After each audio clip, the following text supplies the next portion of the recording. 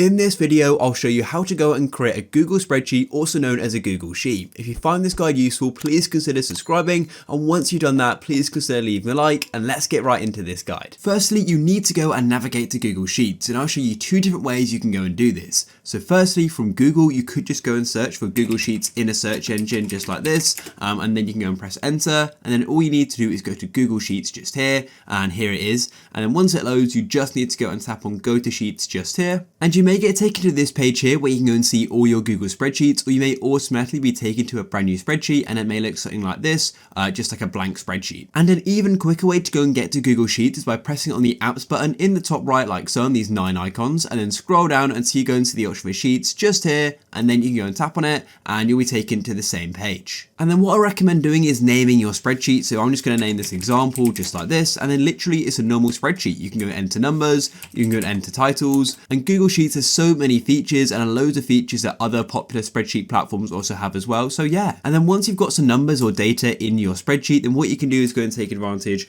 of all the features like formulas. And then as you can see, I can go and use this sum feature. I'll hit enter, and boom, it's then going to go and add everything up. If you guys found this video useful, please go down below and consider leaving a like. Peace.